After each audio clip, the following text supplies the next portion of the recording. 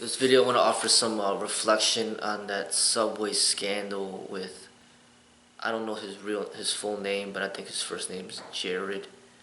I don't know his last name, but basically this person was the one of the main endorsers of Subway. He used to be like super obese, weighing like hundreds of pounds, and then supposedly, he went on a Subway diet and lost, hundreds of pounds and got to, you know, um, shrinking down back to normal weight. And he was known for that and one of the big promoters of Subway. And he made millions of dollars from endorsing Subway. Um, but the scandal happened just recently where he was caught with, child pornography, child prostitution. They even said that he admitted like being sexually attracted to like 8-year-old children. He was soliciting for sex, paid sex for like young little girls, 16 or 17 or younger. He said something like the younger the better, and um, you know, he basically messed up pretty bad, and I just recently read that he ended up getting sentenced. He got charged and then eventually sentenced to 15 and a half years in prison. He was married and I believe he had children as well. They ended up getting a divorce, and I think he ended up giving his ex-wife $7 million or something like that. And then he's still trying to pay back money for damages for the minors that he has, um, caused suffering upon. Um, they said that he was basically being investigated by the police, and he told one of his close friends a lot of information, and the person, contacted authorities, and they were monitoring his calls, and he was, pretty much caught. There's no way out of it. He had to admit to it, and they had all the evidence against him, and he had to make a plea bargain to lower the sentence in jail. My reflection on it is, you can see how one person can pretty much almost destroy the reputation of an entire company. I mean, Subway is very well known throughout the entire nation and probably possibly internationally. People, pay a lot of money to franchise Subway, and there's like Subways all over Chicago, Illinois. Like literally, you see like Subways everywhere.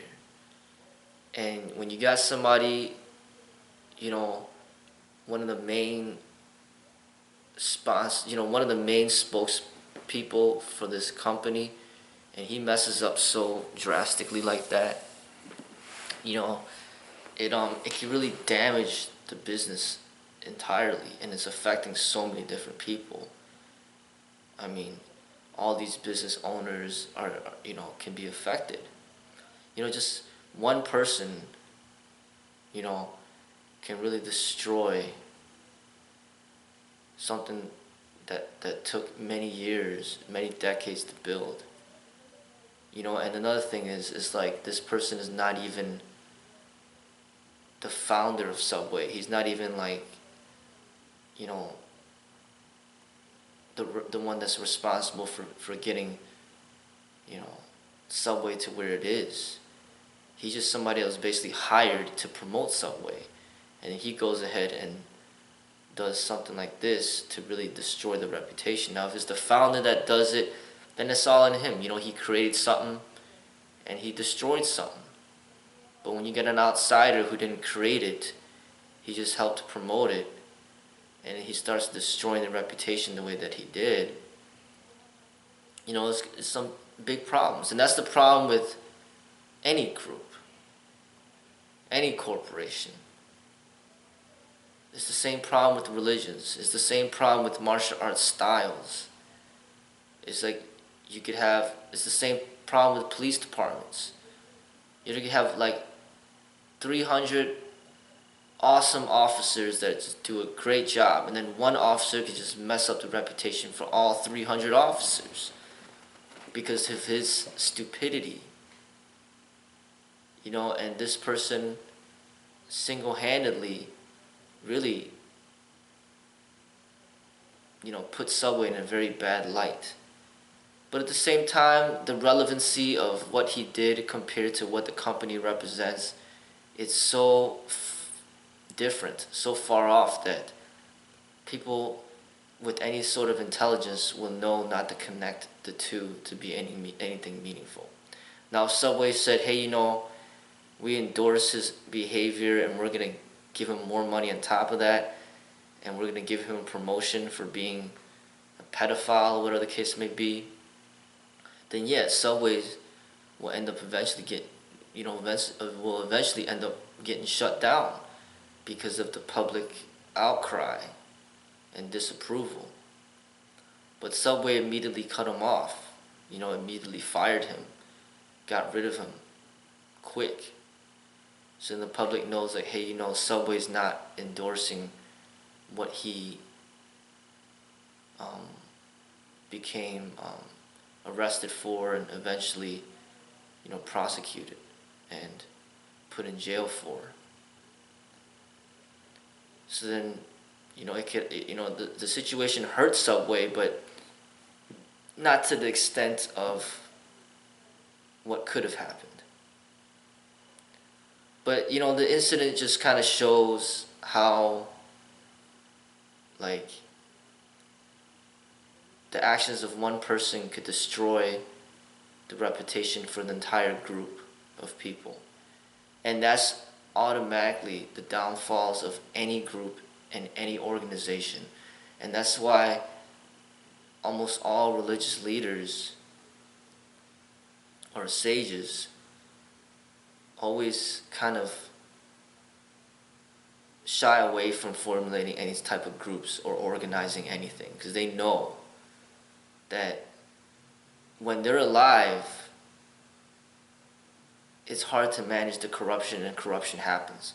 Just imagine when they die, what will happen. So then they just kind of shy away from all of that, the formulation of any type of group, and just kind of promote people to just find that inner guide within themselves and not depending on the outside people or sources, but to look within yourself for that inner light. And that's what Buddha would say. That's what J. Krishnamurti would say. That's what that's what Osho would say. That's what Lao Tzu would say. That's what Bruce Lee would say. They're all telling you to look within yourself for that true wisdom. Because when it comes to groups and organizations,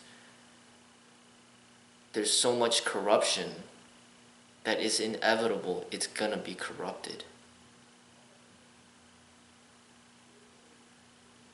It's gonna be corrupted.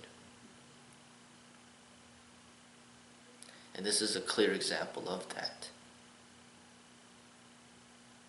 And I'll talk about it more in another video, but the Duggar family is another example.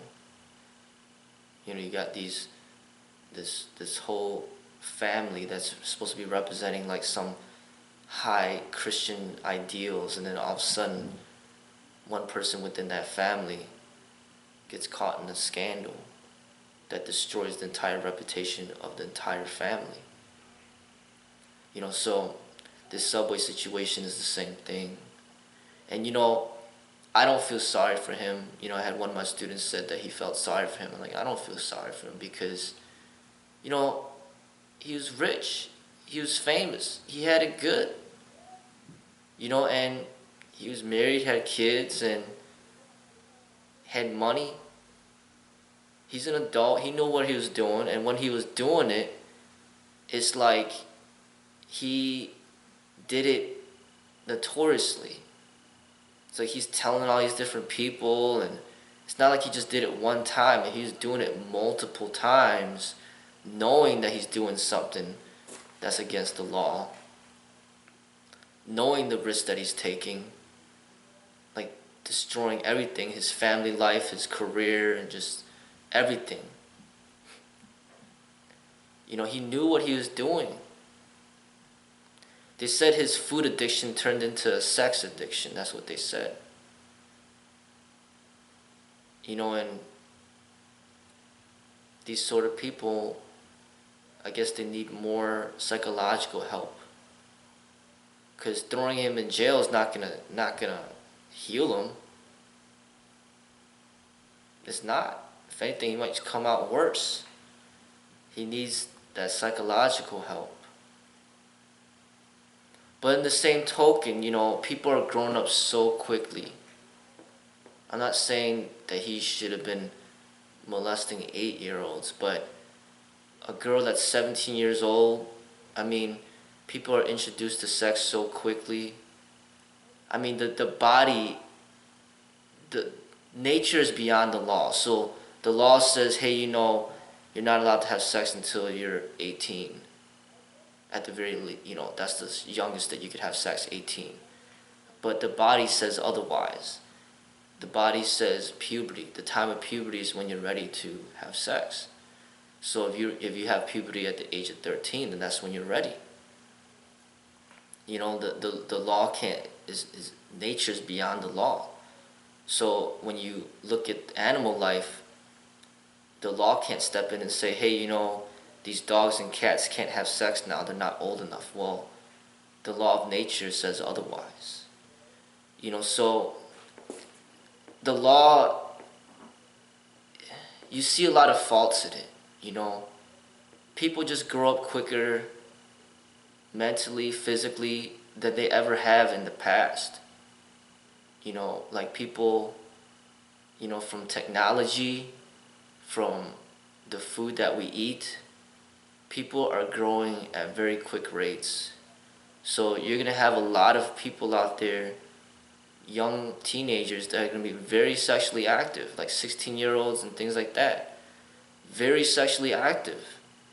But because the law forbids it, it's going to be hidden. You know, it's going to be hidden. But the reality is that it's happening. It's going on. There's a lot of teenagers that are highly sexually active. You know, and when you think about these laws and how it's the way that it's written and how it needs to be enforced, some of it seems to be very absurd, because it's against the law for like a 17-year-old to have sex with an 18-year-old, because the 17-year-old is not an adult, so it's considered a crime. But if you're 18 years old and you have sex with somebody that's 90 years old, it's not a crime. It's considered okay.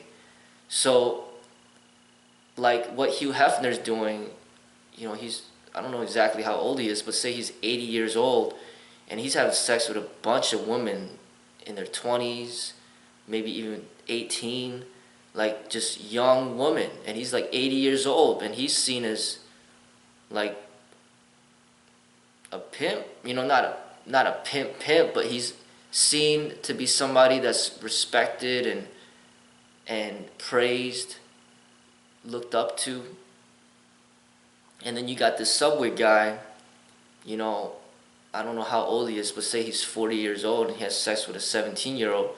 Now he's going to be put in jail for 15 and a half years. But you see, like, how specific the law is, and if you cross that line, you know, you're going to be put in jail. But you see the absurdity, you know, how it could be seen as absurd that it's not against the law for an 18-year-old to have sex with or an 80-year-old to have sex with an 18-year-old. But then an 18-year-old cannot have sex with a 17-year-old. So basically, you know, to play it safe, you know, you gotta wait till everybody turns 18 before you indulge in any type of sexual fantasy or whatever the case may be. like this law is pretty strict, and you have to be aware of that and be in control of your desires and your urges, and pretty much um, put yourself in the right path. Because if you don't, um, you could really ruin your life, and you could be in prison for a very long time. So there's a lot that could be learned from this person's situation.